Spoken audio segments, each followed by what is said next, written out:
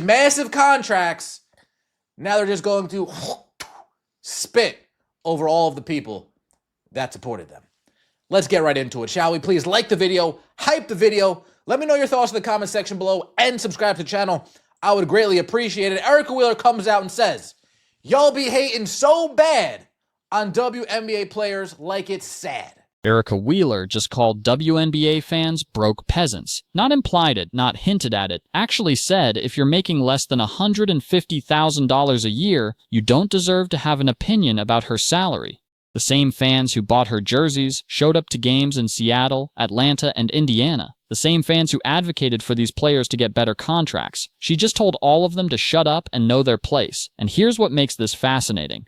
This isn't about one player having a bad day on social media. This is about what happens when a league that's never turned a profit in 28 years suddenly starts handing out million-dollar contracts. Because Erica Wheeler's meltdown reveals something nobody wants to talk about. For some of these players, getting paid wasn't about financial security. It was about feeling superior. LOL. Like how you mad someone is making $1 million. LOL. Oh! It's because you make less than $150 a year. What type of humans are y'all? Like, are you sick? Like, did you guys get picked on growing up? Like, I am honestly concerned. Like, how you mad someone is making $1 million a year? Oh, because you make less than $150. That's right, folks. If you don't make more than $150,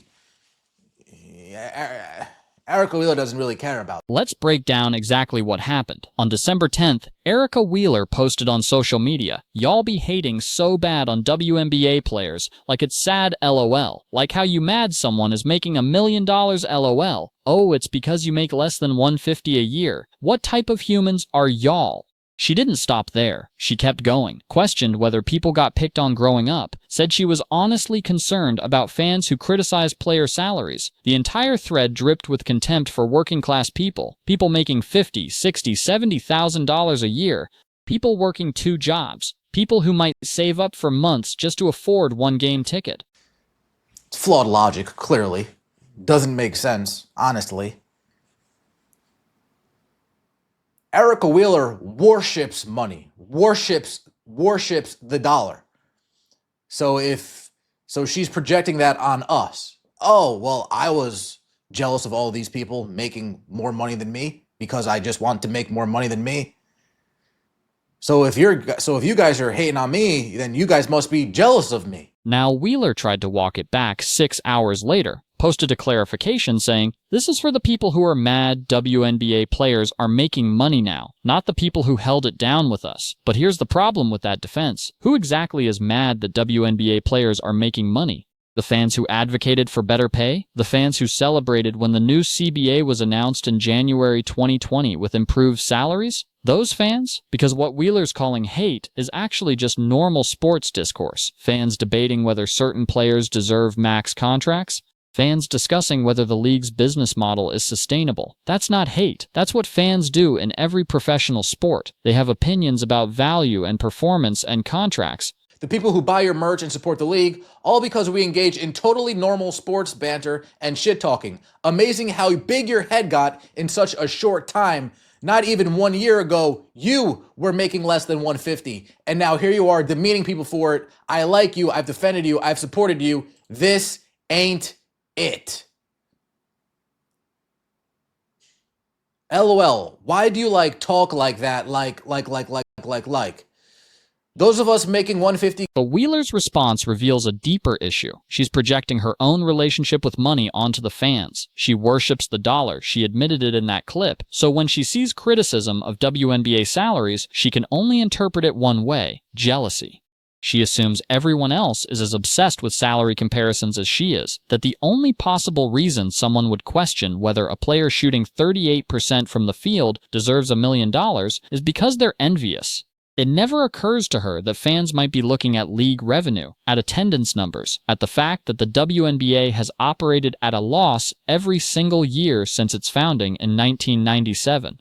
that maybe, just maybe, people are concerned about the league's long-term sustainability when it's paying out salaries it hasn't actually earned through its own revenue generation. K or less per year are the ones buying merchandise and tickets to your games. Don't forget that.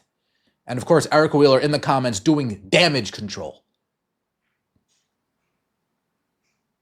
But the funny thing is, folks, this has nothing to do with Erica Wheeler, with the money, with people clowning them now that they just got paid.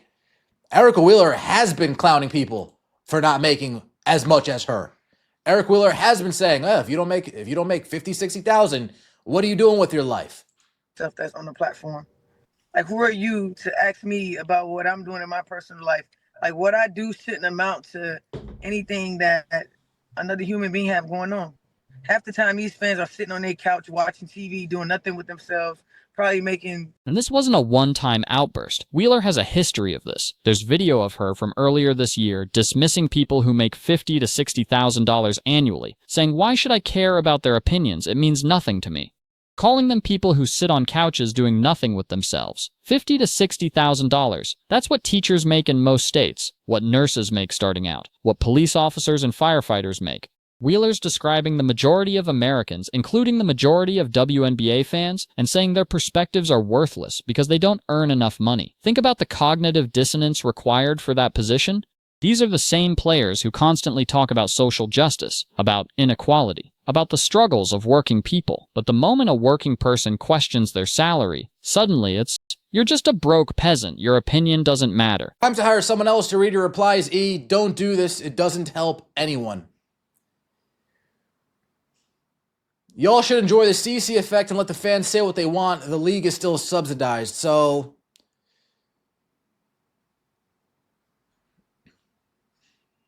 Insulting and demeaning others while complaining about fans' behavior is not going to get your point across. Kind of hypocritical. Wow. Now you're attacking the very people buying tickets and merch. You're arrogant and demeaning, so we're all beneath you now. Just go fuck yourself.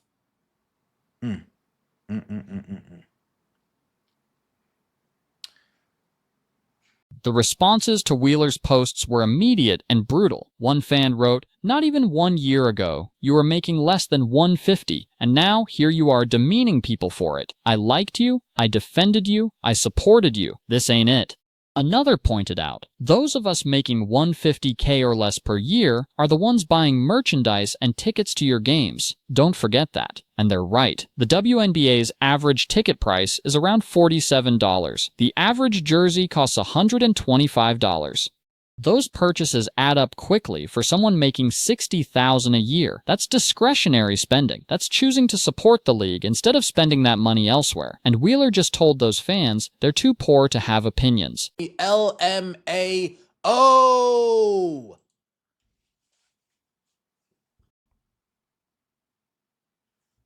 Here's what makes this particularly tone-deaf. The new CBA that gave Wheeler her raise, it's not funded by WNBA revenue. The league still loses money. Those increased salaries are subsidized by the NBA, which has poured over $50 million into the WNBA since 2020 alone.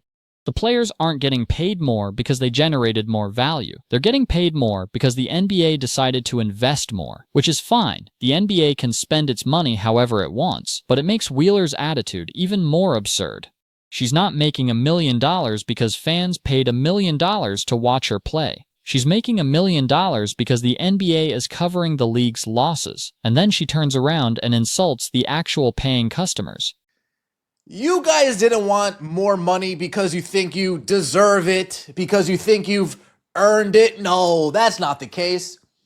The players wanted more money, so they had something in their back pocket so they can wag their fingers at the fans. What hurt these players more than anything was being looked at as normal people.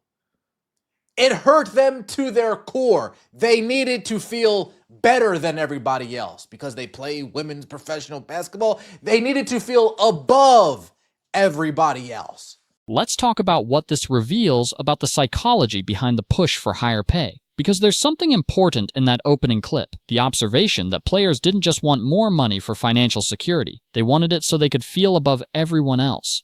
So they could finally say, I'm not like you regular people anymore. For years, WNBA players were making salaries comparable to middle-class Americans. The league minimum in 2019 was $41,000. The average salary was around $75,000. That's good money, but it's not "I'm rich and you're a peasant" money. It meant these players were shopping at the same stores as their fans, living in similar neighborhoods, dealing with similar financial concerns, and apparently for players like Wheeler, that was unbearable. Being seen as a regular person, being on the same economic level as the people who bought tickets. The horror of being relatable. Now they've got their raises. League minimum is now $64,000. Average salary is around $130,000. Top players are making over $200,000. And suddenly the mask comes off. Suddenly it's, if you make less than $150, you're beneath me. The money didn't change their circumstances that dramatically. Most of them are still solidly middle to upper middle class, but it changed how they see themselves relative to their fans, and that's what makes this so hard to support. It's not the money itself, it's the contempt. The immediate pivot from "we deserve to be paid fairly" to "you're too poor to question us." The transformation from "we're fighting for what we've earned" to "know your place, peasant." Wheeler's posts also exposed the contradiction at the heart of WNBA player activism. These are players who regularly post about capitalism being evil, about wealth inequality being immoral, about the struggles of working people, Breonna Taylor, social justice, economic fairness, all the progressive talking points. But the second they get money, it's pure capitalist hierarchy. Your worth as a human being is determined by your salary. If you make less than 6 figures, your opinions are invalid. If you're working 2 jobs to get by, you're just lazy and sitting on a couch. The exact same logic they condemn when it comes from billionaires. You can't spend years criticizing wealth-based class systems and then immediately implement one the moment you get a raise. Well, you can, but don't be surprised when people call out the hypocrisy. The saddest part? This damages the league Wheeler claims to care about. The WNBA's growth over the past 2 years has been driven by new fans, casual sports fans who got interested because of Caitlin Clark, Angel Reese, the 2024 draft class. People who might buy a jersey, might watch games, might become long-term supporters, and Wheeler just told a huge chunk of them they're not welcome unless they make over $150,000 a year. She just told working-class fans, who make up the majority of any sports audience, that their support means nothing because they don't earn enough. That's not just insulting, it's strategically stupid. The WNBA needs to grow its fan base. It needs more people buying tickets, watching broadcasts, purchasing merchandise. Alienating the working-class fans who are most likely to become passionate supporters is business suicide, but Wheeler can't see that, because for her, this was never about growing the league. It was about elevating herself above the people she used to be economically equal to. The money was just a tool to create distance, a way to finally say, "I'm better than you," and have a number to point to as proof. Compare Wheeler's attitude to how players in other leagues handle this. NBA players making $30 million a year still engage respectfully with fans making $40,000. They understand that fan support is what makes their salaries possible. That disrespecting your audience is disrespecting the foundation of your career. NFL players making $20 million don't go on social media telling fans "you're too poor to have opinions about my contract" because they understand basic professionalism. They understand that fans aren't obligated to support you, that their money and attention is a choice they make, and insulting them is a great way to make them choose differently. But Wheeler doesn't get that. She thinks she's entitled to fan support. That criticism is hate that she shouldn't have to tolerate, that her salary puts her above reproach from anyone making less than she does. It's the exact opposite of how you build a sustainable fan base, and it's particularly damaging coming from a player who's not even a star. Wheeler averaged 6.8 points per game last season. She's a backup point guard. She's not selling tickets. She's not driving ratings. Her value to the league is minimal compared to actual stars. Yet she's out here acting like she's LeBron James, like her presence is so valuable that fans should be grateful she even acknowledges their existence. The delusion is staggering. Here's the question nobody wants to ask. What happens when the NBA gets tired of subsidizing this attitude? Because right now, the WNBA exists because the NBA is willing to cover its losses. That's not guaranteed forever. If the WNBA continues to alienate fans, if ratings don't justify the investment, if players keep publicly insulting the audience, the NBA might decide it's not worth it. And then what? These players making $1 million on a league that loses money every year suddenly have to face market reality, suddenly have to confront the fact that their salaries aren't based on value generated, they're based on charity from a more successful league. Wheeler's posts accidentally revealed that truth. She's not making $1 million because fans are paying $1 million to watch her. She's making it because the NBA is subsidizing her salary.